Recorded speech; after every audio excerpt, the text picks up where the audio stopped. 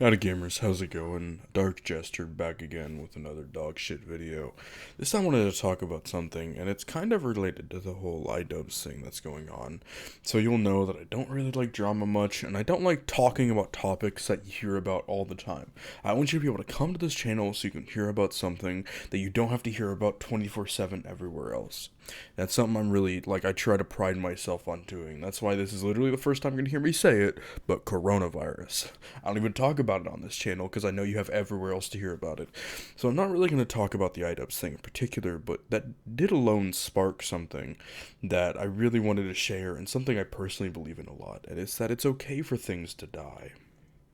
I think a lot of people have this idea on the internet, and this has probably been going on ever since long running TV shows in like the 60s, right? That there's this thing that there is no good ending. I think if something means really important to you, that and whenever they end, if that's harming, like that's almost harming to you, and you feel really shitty that it ended, that's probably a good thing. Because that means whatever they did, they probably did it really well, and they ended at a good time. I think it's better to end something too soon than it is to end something too late. And so, how iDubbbz specifically reminded me of this is I get a lot of people who watch my stuff who are big fans of Filthy Frank. And when I was younger, I watched every Filthy Frank video, maybe hundreds of times, and I don't think that's an exaggeration. I binge watched his channel multiple hundreds of times. I binge watched iDubbbz multiple hundreds of times. I binge watched MacMofo multiple hundreds of times. And then I hear so goddamn often that they wish that they were just still there. They wish they had like that 2014, 2013 or so to 2016 Filthy Frank Max Fofo and iDubbbz back. And while I want to go back in time so that way I can experience in a time in my life that was really shitty, that kind of happiness again, where in the kind of pessimistic humor they used to make. And I'm not sure if I'm gonna go the rest of my life without having the sort of comedic relief that those three were able to bring me. But at the same time, I'm very glad they're over. And while Max Mofo and iDubbbz aren't technically gone, Max Mofo does like Pokemon unboxings now, and I should say I love Max Mofo Pokemon. I adore that channel. I feel like more people should know about it because it's the same guy. He even just finally released his Japan blog that I was hoping was just going to be a meme for the next 10 years. And then with iDubbbz, like he obviously doesn't make videos like he used to. That mostly stopped in like 2016, 2017. Then Filthy Frank fell off the face of the planet on like 2016 when he started doing Joji stuff. And I don't think a lot of people realized on how fucking amazing it was for it to end there. Well, you can go back and enjoy it. I honestly get like offended when I hear people say, oh, I wish we had Filthy Frank's opinion on X or Y that's happening right now. Like, what would Filthy Frank say about iDubbbz right now? I hear that all the time right now. Who gives a shit? I'm not even going to talk about the whole iDubbbz thing. You can go a million places to hear about that. But I specifically just want to talk about how it's okay for those things to die. I think they ran their course. And I would also say I was a fan of Disaster music like crazy early. I like Disaster music whenever, I don't know how many subs he had, but I think it was like around the first Loser Reads Hater comments or something like that. Because that's something I used to watch a lot. I used to watch like people interacting with their YouTube comments. You might remember like there was a lot of stuff like Jack's Films that did it. It was trendy at the time, that's why he did it. That's how I originally found him. I also really like the really fucking grungy shit he did. And then in early 2016, after this insanely long time of being a massive fan of this guy's fucking channel, he started transitioning into music. And I should say too that I was also like, as much as it meant to me, I was also like, I really wish he did this music thing more.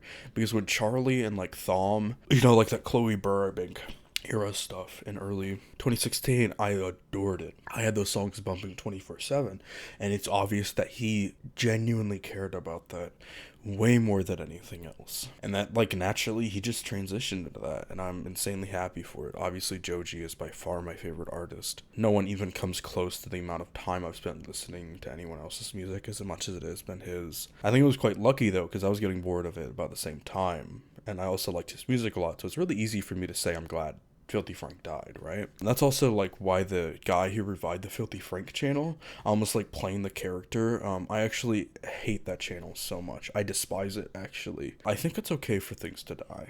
And I feel like trying to just revive that thing isn't what you should be doing. It ended, and that's okay. And then with iDubbbz and Max Mofo, like, as much as they meant to me when I was younger, sometimes it's best just to get over with it and accept that it's dying, right? And also not get over obsessed with the celebrity thing. It's easy to say that from my position, right? But in the same way, it's kind of hypocritical. Because I, like, obsess and feel this massive connection to a lot of the YouTubers too, right? But you can do it in a healthy way. Because, like, I almost feel bad a lot of times when you see, like, iDubbbz or, like, critical shit talk people who, like, really idolize them. Because I think it shows a bit of a disconnect. And I should say I love them to death.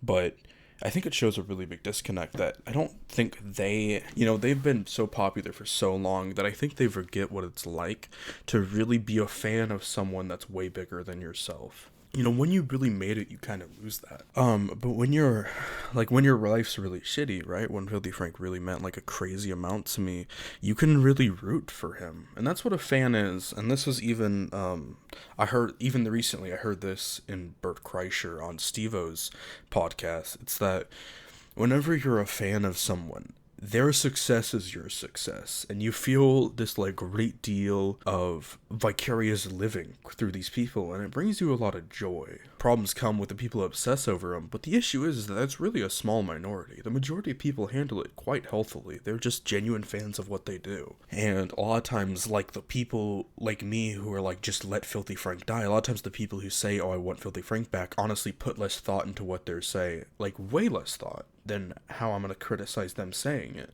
And so I think things must eventually come to an end. And it's the iDubbbz and the Maximo for the Filthy Frank era, it's gone. It will never be back. Ever. I think an easy thing to say too is like, oh, I wish kids now were able to experience Filthy Frank, right? They were able to experience that being new and popular, like, because that was so fun for me.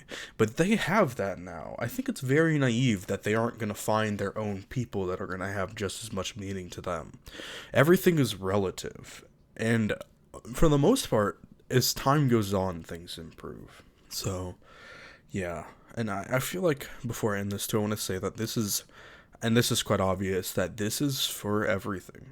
This isn't just Filthy Frank. This isn't just Maximo. This isn't just iDubbbz. It's with the music artists you enjoy. It's with the movies you watch. It's with the TV shows you watch. Everything must eventually come to an end. And you don't need to beat a dead horse for a long time, because that's what actually happens most of the time with something successful. It's okay for things to die.